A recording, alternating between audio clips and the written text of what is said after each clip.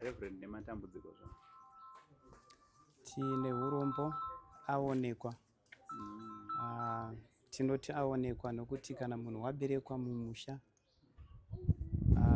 wava vanhu vevanhu vose, uye baba vedu vataunganira panzvimbo ino, madzibaba Nicholas Zakaria, ndibaba vatinotenda kuti vakatora sarudzo yavo vakati ndichamira panzvimbo yokuva munyika yeZimbabwe ndiri muimbi.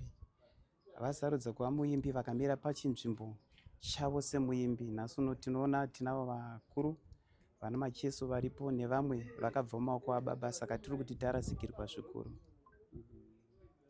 Alright, tiri kuona mauya Revha makamirira kambani yeDoves. Zvakamirawo sei sekambani maringe nekurasikirwa kwataita?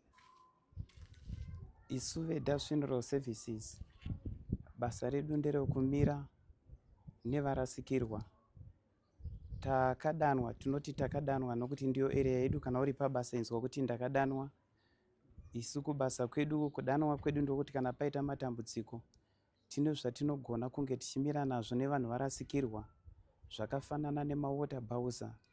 Kana nhamo yaitika vanhu vanoda mvura yekunwa, vanoda mvura yekubikisa, matoilets, vanhu kana pawanda vanhu pane maissues ekuti vanhu vanoda kuwana nzvimbo yavangagona kuzororera, marestrooms.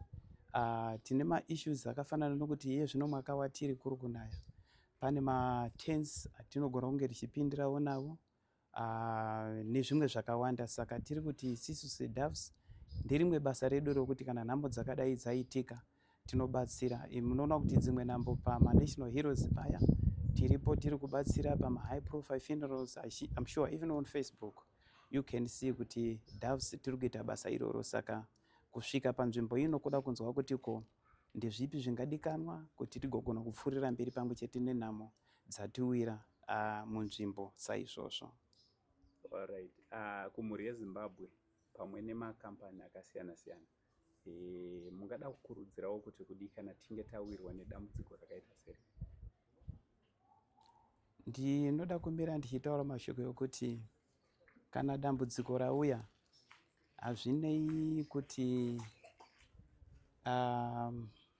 makambopesana apo nepapo mukufamba, nokuti pese panogara vanhu, mungava baba namai, mumba munopesana, vavakidzani munopesana. Asi kurudziro yangu ndeyekuti kana dambudziko rauya ngarive redu tose. Vangava vemakereke, hazvirevi kuti vanga vachiimba zviri zvemakereke, ngatipindirei. Makambani vanogonawo kubatsira kuvanhu vakaita saizvozvi, ngatipindirei.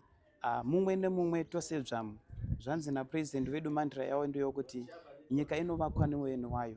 Zvatingada kuti zviitike panzvimbo zvinovakwa nesu vavakidzani vacho, zvinovakwa nesu vari kuziva nhau yacho. Saka ndiri kuti tikabatana munoona kuti tichava nekuradzika baba vedu munzira yakanaka.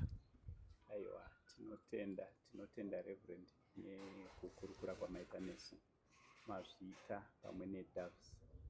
Tinotenda. Maybe handinozonge ndataura zita rangu. Ndinonzi Reverend Madasa, Chaplain General kuDoves Funeral Services.